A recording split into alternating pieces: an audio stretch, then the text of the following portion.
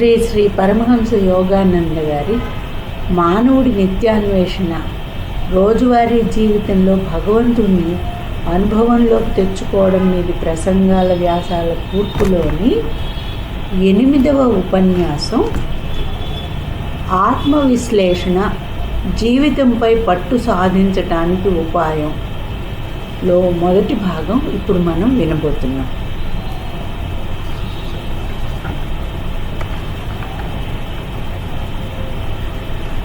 ఈ ఉపన్యాసం మొట్టమొదటి సెల్ఫ్ రియలైజేషన్ ఫెలోషిప్ మందిరం ఎన్సినీటస్, కాలిఫోర్నియాలో నవంబర్ 6వ తారీఖున 1938లో ఇవ్వబడింది. అహంకారపు పరిమితులను వదిలి ఆత్మ పురోగమనం అనే విశాల క్షేత్రాల్లో విహరిద్దాం. సమయం గడుస్తున్న కొద్దీ మీ ఆత్మలు ముందుకు సాగుతూ పరమాత్మలో మీ జీవితం మరింత విస్తరించాలి. మీ జీవితంలోని అతి ముఖ్య కర్తవ్యాన్ని చొరవతో చేపట్టనీయకుండా పేరుకుపోయిన చెడు అలవాట్లనే చెత్త కింద తరచుగా కప్పివేసి ఉంది. మీరు నిరర్థకమైన ఆ ప్రభావాల నుంచి మిమ్మల్ని మీరు స్వతంత్రులను చేసుకొని మీరు కోరుకున్న సఫల తాబీజాలను నాటడం మొదలుపెట్టండి. జీవితపు అతి ముఖ్యమైన పనిని నిర్వర్తించినప్పుడే, అంటే మీ ఉనికికి ఉన్న అర్థాన్ని, నిజమైన విలువలను కనుక్కున్నప్పుడే మీ జీవితం సార్థకమవుతుంది. జీవితం అనే విశ్వ చలనచిత్రం నుంచి మానవుడు పాఠాలు నేర్చుకోవాలి. ఈ చిత్రాన్ని కారణం లేకుండా మీకు చూపించడం లేదు. ప్రతిరోజు వివిధ సన్నివేశాలను చూస్తున్నాం. ప్రతిరోజు మనకి నేర్పే ఒక పాఠం ఉంది. మీ జీవితానికి వెనుక ఎవరున్నారో అనే సంగతిని గ్రహించడం అనే మానవుడి ఉనికికి ఉన్న పరమ ప్రయోజనం మీద ఏకాగ్రం చేయడం అనే పాఠాన్ని మీరు నేర్చుకోవడం దీని ఉద్దేశం. ఆత్మవిశ్లేషణ లేకపోతే మానవుడు యాంత్రికమైన జీవితం గడుపుతాడు. లక్షలాది మంది ప్రజలు తమని తాము ఎన్నడూ పరిశీలన చేసుకోరు. మానసికంగా వాళ్ళు తమ పరిసరాలనే కార్ఖానాలో తయారైన యాంత్రిక ఉత్పత్తులు, పొద్దుటి పలహారం, మధ్యాహ్న భోజనం, రాత్రి భోజనాల మీద దృష్టి ఉంచడం, పని చేయడం, నిద్రపోవడం, వినోదం కోసం అటు ఇటు వెళ్ళడం అనేవే వాళ్ళు చేసేవి. వాళ్ళు ఏం వెతుకుతున్నారో, ఎందుకు వెతుకుతున్నారో, పరిపూర్ణమైన ఆనందాన్ని, శాశ్వతమైన సంతృప్తిని ఎన్నడూ తాము ఎందుకు పొందలేకపోతున్నారో వాళ్ళకి తెలియదు. ఆత్మవిశ్లేషణ చేసుకోకపోవడం వల్ల తమ పరిసరాల ప్రభావంలో నియంత్రింపబడి మనుషులు యంత్రాల్లా, రోబోల్లా అవుతున్నారు. నిజమైన ఆత్మవిశ్లేషణ పురోగతిని కలిగించే గొప్ప కళ. ప్రతి ఒక్కరూ తమను తాము నిష్పక్షపాతంగా విశ్లేషించుకోవడం నేర్చుకోవాలి. మీ ఆలోచనలను, ఆశలను ప్రతిరోజు రాసుకోండి. మీరేమిటి అనేది మిమ్మల్ని గురించి మీరు ఊహించుకుంటున్నది కాదు.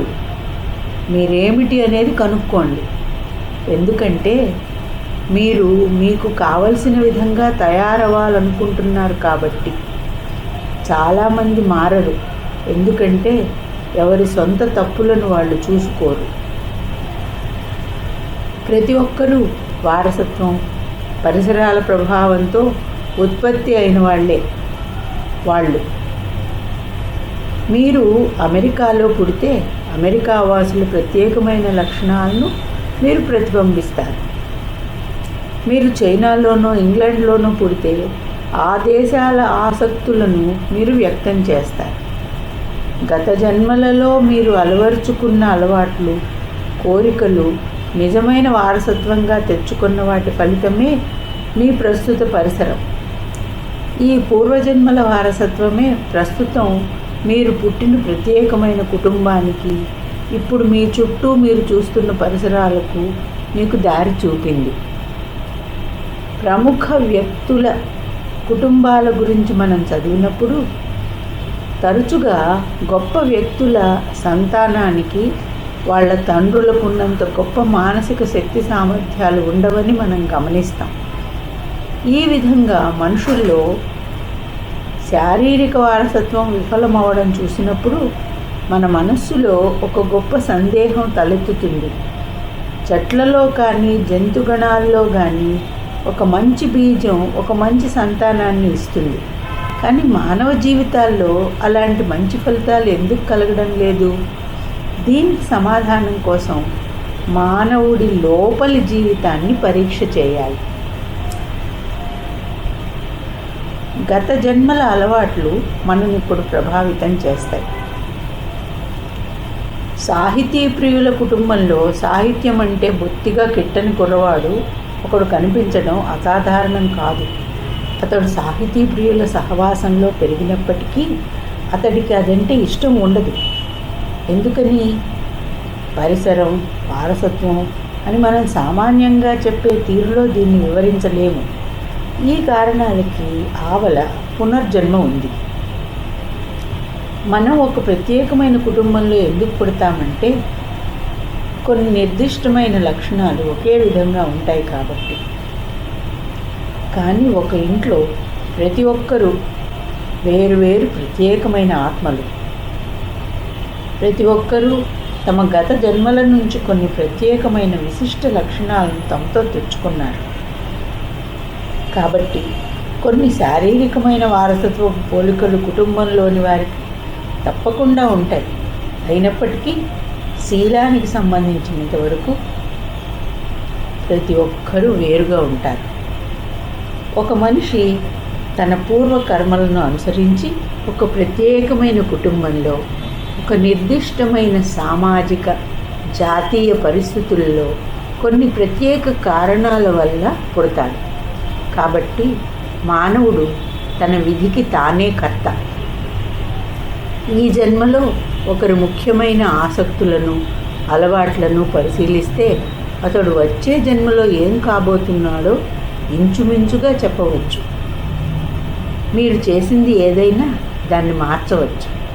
కాబట్టి ఆత్మ పురోగమనానికి ఆత్మవిశ్లేషణ ఎంతో ముఖ్యం. ఉదాహరణకు, చాలా ఏళ్లుగా విషాదాంత నాటకాది పుస్తకాలు చదవడం మీకు ఇష్టం అనుకోండి. సహజంగానే మీ మిగిలిన జీవితమంతా అవి చదువుతూ ఆనందించవచ్చని మీరు భావించవచ్చు. కానీ మిమ్మల్ని మీరు విశ్లేషించుకొని ఆ విధమైన సాహిత్యం ఎప్పుడూ చదువుతూ ఉండడం వల్ల మీరు విచారగ్రస్తులవుతున్నారని గమనిస్తే ప్రేరణ ఇచ్చే ఆధ్యాత్మిక పుస్తకాలు చదవాలనే కొత్త అలవాటు చేసుకోవాలని మీరు ఆకాంక్షిస్తారు. ఆ విధంగా చేయడం వల్ల మీరు మీ జీవిత గమనాన్నే మార్చుకుంటారు. దృఢమైన పట్టుదలతో చాలా తొందరగా మనను మనం మార్చుకోవచ్చు. కానీ ఆ పట్టుదల లేకపోతే ఒకరు ప్రయత్నం చేయకుండా ఒక నిమిషంలో ఏళ్ల తరబడిగా వస్తున్న ఆలోచన ధోరణులను మార్చుకోలేరు. చాలా కాలంగా ఉన్న ఒక అలవాటును నిర్మూలించాలంటే మీరు దానికి ప్రతికూలమైన దాన్ని పూర్తి శక్తితో పట్టుదలతో ఆ చెడు అలవాటు నశించే వరకు అవలంబించాలి.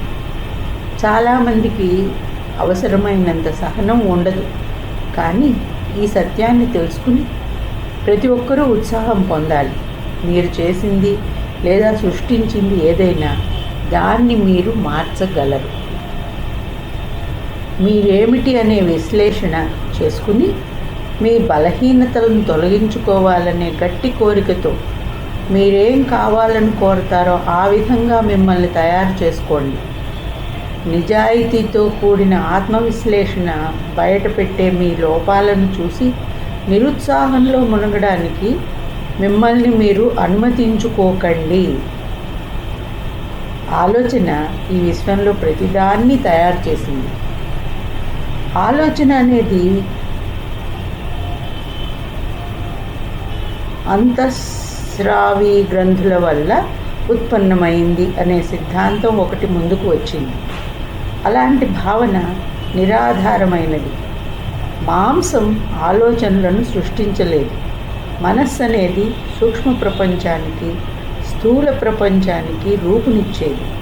నీరు చల్లబడి ఘనీభవించి ఏ విధంగా మంచుగడ్డ అవుతుందో అదేవిధంగా ఆలోచన ఘనీభవించటం ద్వారా భౌతిక రూపం దాలుస్తుంది. ఈ విశ్వంలో ఉన్న ప్రతి వస్తువు భౌతిక రూపం దాల్చిన ఆలోచన.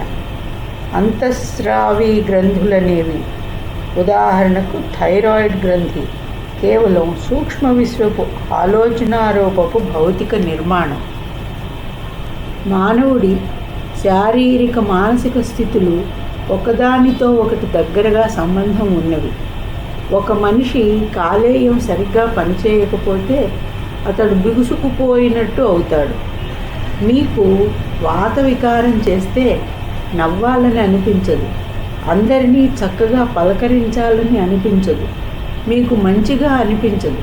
మీ ఆలోచనలు, భావోద్రేకాలు మీ శారీరక స్థితి వల్ల ప్రభావితం అవుతాయి.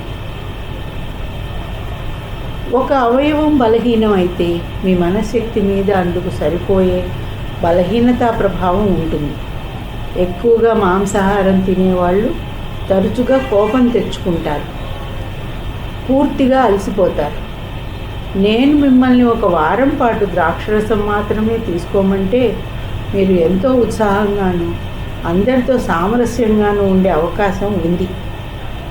ఇక్కడ ఫుట్ నోట్లో ఈ విధంగా రాశారు: మితిమీరి ఆహారం తీసుకోవడం, సరికానటువంటి ఆహారం తీసుకోవడం మీ శరీరాన్ని విషపూరితం చేయడం వల్ల మీ మనస్సు మీద ఖచ్చితమైన ప్రభావం ఉంటుంది. అందువల్ల మీరు చురుకుదనం లేకుండా అసహనపరులవుతారు. అప్పుడప్పుడు ద్రాక్షరసంతో కానీ నారింజ రసంతో కానీ చేసే ఉపవాసం మీ శరీరాన్ని శుద్ధి చేసే ప్రభావం కలిగి మెదడును చురుగ్గా చేస్తుంది. అలాంటి ఉపవాసాలు వారానికి ఒక్కరోజు చేసినా లేదా ఒకేసారి 3 రోజులు చేసినా శరీరంలోని మాలిన్యాలను చక్కగా తొలగించటానికి అమోఘంగా పనిచేస్తాయి. ఒకేసారి 3 రోజుల కన్నా ఎక్కువ రోజులు ఉపవాసం చేయాలనుకునేవారు ఉపవాసాలు చేయించడంలో నిష్ణాతులైన వారి పర్యవేక్షణలో చేపట్టాలి.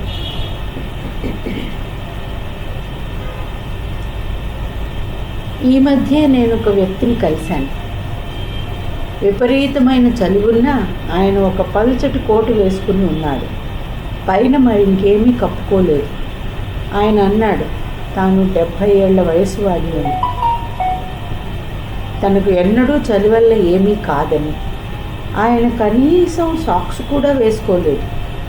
ఆయన తన శరీరాన్ని చల్లటి వాతావరణానికి అలవాటు చేశారు. మనస్సు శరీరం మీద చూపే ప్రభావం శరీరం మనస్సు మీద చూపే ప్రభావం కన్నా ఎక్కువ. కానీ శరీరంలోని రసాయనాలు మనస్సు మీద ఎప్పుడూ ప్రభావం చూపుతాయి. శరీరం, మనస్సు ఒకదాని మీద మరొకటి ఆధారపడ్డాయి. ఈ రసాయనాల గురించి ఫుట్ నోట్లో ఈ విధంగా ఉంది: పరమహంస యోగానంద గారు గమనించిన ఈ విషయం మీద అనేక సంవత్సరాలు గడిచిన తర్వాత మానసిక ఆరోగ్యం మీద ఆహారం, పోషక పదార్థాలు చూపే ప్రభావాన్ని గురించి తీవ్రమైన గట్టి పరిశోధనలు జరుగుతున్నాయి.